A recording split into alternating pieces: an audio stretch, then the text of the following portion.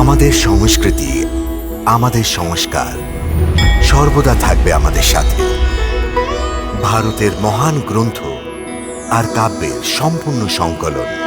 Subscribe করুন তিলক। আমি তো আপনার দর্শন করতে চেয়েছিলাম, ভাবছিলাম যে কি জানি কবে আপনার দর্শন হবে। তো আজকে তোমার ইচ্ছা পুরো হয়ে গেল না? না প্রভু, না, আমি এমন ইচ্ছা কখনোই করতে পারবো না যে আমার প্রভু আমার সম্মুখে হাত বাড়িয়ে দিক আর আমি দয়নীয় হয়ে ওনার সম্মুখে হাত দাঁড়িয়ে থাকি। আসলে এটা দর্শন নয়, আমার দুর্ভাগ্য। দুর্ভাগ্য। এই দৃশ্য দেখার আগে ভালো এটাই হতো যে আমার চোখ যেন অন্ধ হয়ে যাক। না ভক্ত, যেই চোখ শুধু আমার চরণকে দেখে এটা জেনে যায় যে যে ওটা ওনার স্বামীর চরণ, ওই চোখ তো তেজস্বী চোখ। বলো, এই ধরনের চোখ কি করে অন্ধ হতে পারে? যদি এই দৃষ্টি আমার প্রত্যেক ভক্তের মধ্যে হতো। প্রভু, এই দর্শন অসম্পূর্ণ। আমি আপনার দর্শনের জন্য নিজেই আসব আর সীতা মায়ের সাথে আপনার দর্শন করব। তারপরেই আমার দর্শন সম্পূর্ণ হবে, তারপরেই আমার মনের ইচ্ছে পূর্ণ হবে। তথাস্তু।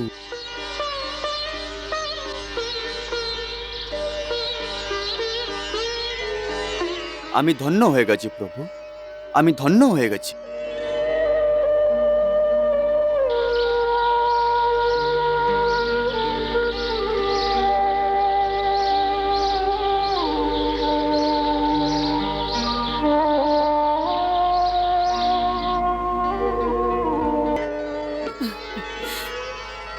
বাহ প্রভু বাহ, আপনার ভক্তি তো আশ্চর্য করেছে। হ্যাঁ দেবী, নিজের ভক্তি দিয়ে তো ও আমার মনকে তৃপ্ত করে দিয়েছে। ও হ্যাঁ দেবর্ষি, আপনার পেট ভরেছে তো? আপনার ভোজন কম পড়েনি তো? মুনিবর, খাবার তো কি খেত, হনুমানের ভক্তি এবং শ্রদ্ধাকে দেখে এনার মন তো গদগদ হয়ে গেছিল। ভগবান, আপনি বলেননি, কিন্তু আমি ভালোভাবে জানি যে আপনি শুধু নিজের ভক্তের পরীক্ষা নেওয়ার জন্যই ওখানে গিয়েছিলেন, তাই না? না দেবী, আমার নিজের হনুমানের ওপরে পুরো বিশ্বাস আছে। আমি জানতাম যে আমার পরম ভক্ত আমাকে যে কোনো বেশভূষায় দেখে চিনেই যাবে। তাহলে তাহলে আপনি ওখানে কেন গিয়েছিলেন? এই প্রশ্নের উত্তর তো মুনিবারের দেওয়া উচিত, যে হনুমানকে সাধারণ ভক্ত প্রমাণ করতে চাইছিলেন যে আমাকে চিনতে পারবে না। কেন মুনিবর? আমি অনেক বড় ভুল করে ফেলেছি ভগবান। আপনার ভক্তির গর্বের নেশা আমার ওপরে ভর করে নিয়েছিল, আর আমি নিজেকে আপনার সর্বশ্রেষ্ঠ ভক্ত বলে মেনে নিয়েছিলাম। এটা আমার অহংকার ছিল, আমার অহংকার ছিল। এই অহংকারকে ভাঙার জন্যই তো আমাকে আপনার সাথে হনুমানের কাছে যেতে হলো। আমাকে ক্ষমা করে দিন ভগবান।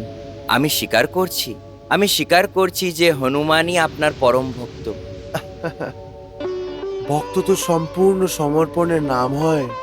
আর যদি ভক্তের মধ্যে অহংকারের একটুও ভাবনা চলে আসে, তাহলে ভক্তের বিনাশ আরম্ভ হয়ে যায়। আর আমি চাইতাম না যে দেবঋষি আর আমার অন্য ভক্তদের ভক্তিরও বিনাশ হয়ে যায়। প্রভু, আপনার অন্য ভক্তরাও কি এরকমই অহংকারী? হ্যাঁ দেবী, আপনি কোন ভক্তদের কথা বলছেন? অনেকই আছে, যেমন নিজেদের তাওভ্রাতা, ভীমভ্রাতা, অর্জুন, আমার সুদর্শন চক্র আর গরুড়, এদের সবাইকে অহংকারের সাপ জড়িয়ে ধরে আছে।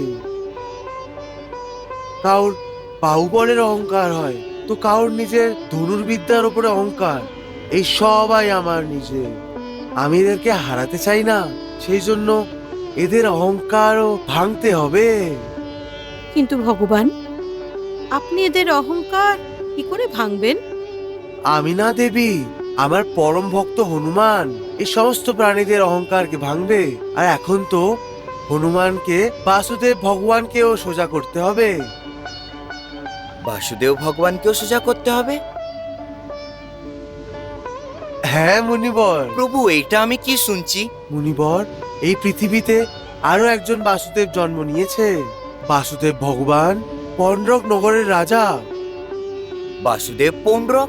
হ্যাঁ মুনিবর, এই দ্বাপর যুগে একদিকে আমার পরম ভক্ত হনুমান আছে, যে সম্পূর্ণ সমর্পণের আসল মূর্তি, আর অন্যদিকে পন্ডরাক নগরের রাজা, যে সমর্পণের জায়গায় দম্ভী এবং অহংকারের দাস আছে।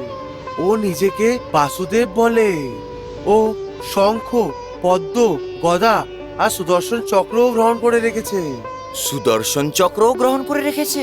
হ্যাঁ মুনিবর, শুধু এইটুকুই না, ও নিজের কাকার পুত্রকে বলরামও বানিয়ে রেখেছে। পন্ডরক নিজেকে সত্যিকারের বাসুদেব আর আমাকে মিথ্যা বাসুদেব বলে। মহারাজ পৌদ্রুকের বাসুদেব পৌন্দ্রুকের মহারাজ পৌদ্রুকের বাসুদেব পৌন্দ্রুকের মহারাজ পৌদ্রুকের বাসুদেব পৌন্দ্রুকের মহারাজ পৌদ্রুকের বাসুদেব ভগবান পাণ্ডুরকের মহারাজ পৌদ্রুকের বাসুদেব পৌন্দ্রুকের মহারাজ পৌদ্রুকের বাসুদেব পৌন্দ্রুকের মহারাজ পৌদ্রুকের